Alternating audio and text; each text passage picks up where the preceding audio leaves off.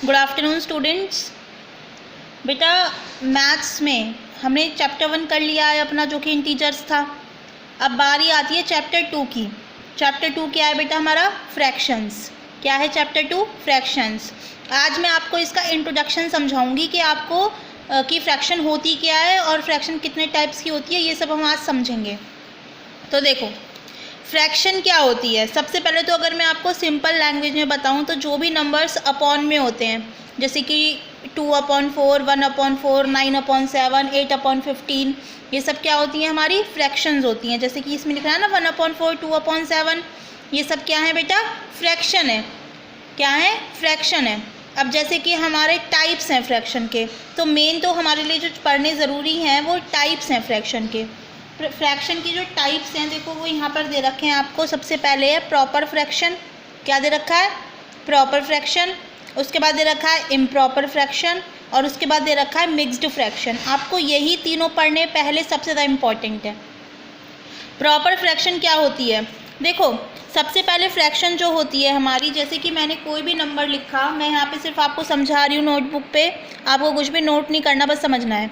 जैसे कि 8/7 है, ठीक है, ये अपॉन में एक नंबर, ये हमारी फ्रैक्शन है। अब जो 8 है, जो ऊपर वाली डिजिट है, वो क्या होती है? न्यूमरेटर। फ्रैक्शन में इसको हम न्यूमरेटर बोलते हैं, और नीचे वाली डिजिट को क्या बोलते हैं बेटा? डिनोमिनेटर। ठीक है, तो जिस भी फ्रैक्शन में डिनोमिनेटर न्यूमरेटर से छोटा होता है, डिनोमिनेटर न्यूमरेटर से छोटा होता है। यहाँ पे न्यूमरेटर 8 है और डिनोमिनेटर 7 है, तो डिनोमिनेटर छोटा है ना न्यूमरेटर से, तो ये तो हो गई हमारी इम्प्रॉपर फ्रैक्शन। कौन सी हो गई? Improper fraction.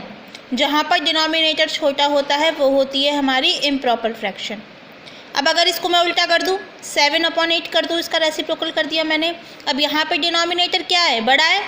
डिनोमिनेटर न्यूमरेटर से बड़ा है, तो ये कौन सी फ्रैक्शन हो गई? ये हो गई हमारी प्रॉपर फ्रैक्शन। कौन सी हो गई बेटा? Proper fraction. समझ आया आपको मैंने क्या समझाया? जहाँ पर डिनोमिनेटर छोटा होता है वो इम्प्रॉपर फ्रैक्शन, और जहाँ पर डिनोमिनेटर बड़ा होता है वो प्रॉपर फ्रैक्शन। दो क्लियर हो गई हमारी। अब बारी आती है मिक्स्ड फ्रैक्शन की। किसकी? Mixed fraction. मिक्स्ड फ्रैक्शन तो बेटा मिक्स्ड फ्रैक्शन ऐसे लिखी हुई होती है, जैसे कि 2, इसको बोलेंगे, जैसे मैंने लिखा 2 4/5। इसको बोलते कैसे हैं? इसको बोलते हैं 2 होल।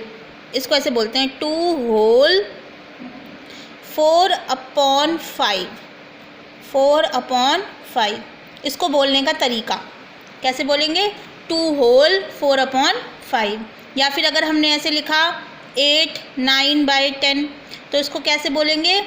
8 होल मतलब 8 पूरा, और 9/10। 8 होल 9/10। तो ये होती है हमारी मिक्स्ड फ्रैक्शन। समझ आया आपको कि नहीं आया? 3 टाइप की फ्रैक्शन मैंने आपको समझाई है। सबसे पहले क्या समझाया मैंने? प्रॉपर फ्रैक्शन, इम्प्रॉपर फ्रैक्शन और mixed fraction.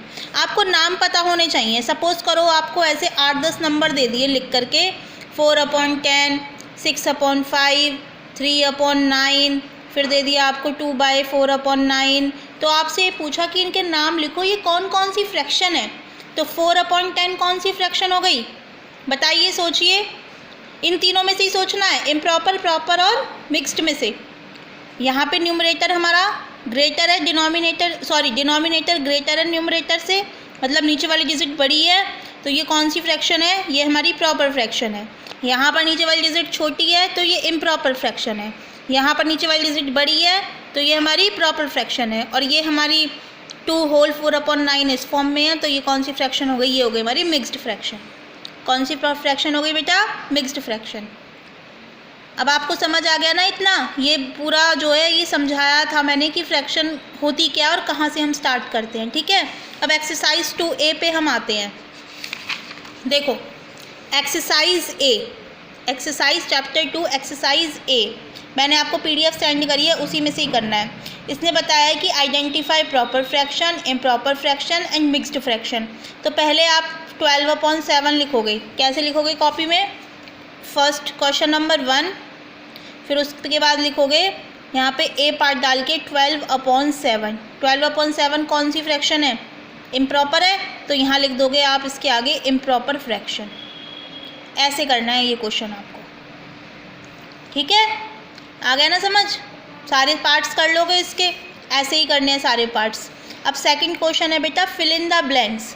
Fill in the blanks में क्या करना है, जैसे अब यहाँ पे हमारा 3/4, अब यहाँ पे दे रखा है 6, तो देखो 3 की टेबल में 6 कितने पर आता है, 2 पर ही तो आता है, तो 3 2 = 6, तो यहाँ पे लिखेंगे 4 2 = 8। क्या लिखेंगे, 4 2 = 8। अब उसके बाद 3 3 = 9, तो यहाँ पे आ जाएगा 4 3 = 12, यहाँ पे आएगा 3 4 = 12 और 4 4 = 16। अब यहाँ पे 12 और 16 आ जाएगा, तो उसके बाद यहाँ पे क्या आएगा, यहाँ पे 16 के बाद 64 दे रखा है डायरेक्ट, तो यहाँ पे आ जाएगा 16 4 = 64 और यहाँ पे आ जाएगा 12 4 = 48। मतलब कंपेयर करना नीचे वाली डिजिट्स, जैसे यहाँ पे दे रखा है 7 2 = 14, तो अब हमें ये देखना है कि कितने 2 × 8 होते हैं, 4 2 × 8 होते हैं, तो यहाँ पे हम क्या लिखेंगे 4, 7 2 = 14 और 4 2 = 8, ठीक है। अब 4 3 = 12, 7 3 = 21।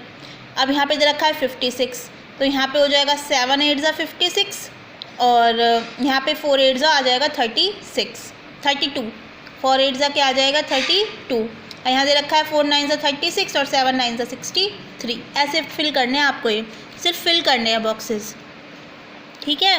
अगर सेकंड क्वेश्चन नहीं आया है ना समझ में तो आप मुझे बता देना, मैं दोबारा समझा दूँगी।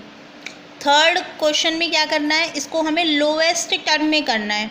लोएस्ट टर्म में कैसे करते हैं, देखो जैसे फर्स्ट क्वेश्चन है आपका थर्ड का फर्स्ट पार्ट क्या है 25/20, जहाँ तक पॉसिबल हो सकता है और जितना पॉसिबल हो सकता है हम इसे काटते हैं।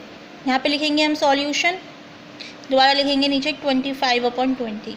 अब हम इसको 5 से कैंसिल कर सकते हैं, 5 5 = 25, 5 4 = 20, 5/4 आंसर आ गया। क्या अभी आगे और कट सकता है, नहीं कट सकता ना, तो 5/4 बेटा क्या आ गया हमारा answer.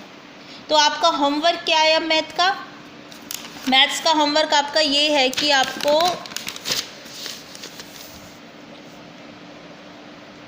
Chapter 2 exercise A sum number 1 2 3 do in your fair notebook, ठीक है। और क्वेश्चन करने के बाद मेरे पास सेंड करना सभी बच्चे। ये वर्क केवल 7th क्लास के लिए है, और बेटा जितनी जल्दी हो सके आप अपनी बुक्स परचेज़ कर लें, क्योंकि अब विदाउट बुक्स आपको पढ़ना थोड़ा पॉसिबल नहीं होगा। हर सब्जेक्ट की PDF भी हम भेजेंगे, तो मोबाइल से भी आप ज़्यादा नहीं पढ़ सकते हो, मोबाइल से भी हर टाइम नहीं पढ़ सकते हो, बुक्स साथ में होंगी तो हम आपको लाइव क्लासेस प्रोवाइड करना स्टार्ट करेंगे। लाइव क्लासेस जिस तरीके से आप स्कूल में पढ़ते हो बिल्कुल ऐसे ही होंगी। आप ड्यूरिंग इस वीक में आप सभी बच्चे अपनी बुक्स परचेज़ कर लें, ताकि आगे फिर नेक्स्ट वीक से हमारे लिए पढ़ाना थोड़ा ईजी रहे। Thank you.